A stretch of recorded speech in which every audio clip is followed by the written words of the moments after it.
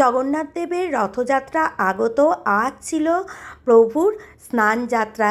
এই পুণ্যতিথিকে একটু সুন্দরভাবে পালন করবার জন্য আজ একটু বেরিয়ে পড়েছিলাম দুই বান্ধবী মিলে।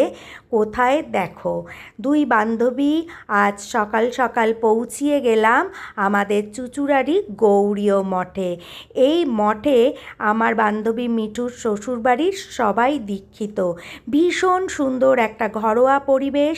প্রথমেই আমরা গুরুদেবকে প্রণাম জানালাম। গুরুদেবকে প্রণাম জানিয়ে ভগবানের দর্শন করবার জন্য মন্দিরে প্রবেশ করলাম। এত সুন্দর নাম পাঠ হচ্ছিল ভগবানের, পরিবেশটাই যেন ছিল একটা অন্য রকম। ভগবানের নাম পাঠ হয়ে যাওয়ার পর ভোগ আরতি হয়েছিল। ভোগ আরতি যখন হয় তখন তো আর ভোগ দর্শন করা যায় না। ভোগ আরতি হয়ে যাওয়ার পর, ভোগ নিবেদনের পর আমরা সবাই যাতে ভোগ দর্শন করে আজ এই পুণ্যতিথিতে আমাদের সবার জীবনের দুর্ভোগ কাটাতে পারি, তাই ভোগ আমরা সবাই দর্শন করার জন্য খুলে দেয়া হলো।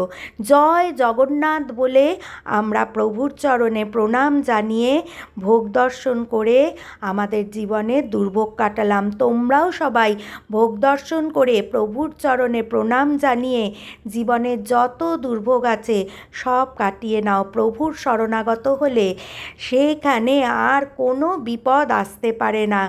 সবার মঙ্গল কামনা করে তারপরে আমরা রওনা দিলাম ভোগ কক্ষের দিকে। এখানে আমরা সবাই বসে পড়লাম ভোগ পাওয়ার জন্য। ভোগ এসে গেল, খিচুড়ি ভোগ। সে যে কী স্বাদ! এ ভোগ যখনই আমরা বাড়িতে রান্না করি এরম স্বাদ কিন্তু হয় না। খিচুড়ির পর চলে এলো লাবড়া, সে আরও উত্তম স্বাদ। তারপরেই ছিল পরমান্ন আর মালপোয়া। সব শেষে আমরা আবার ভগবানকে প্রণাম জানিয়ে বাড়ির পথ ধরলাম।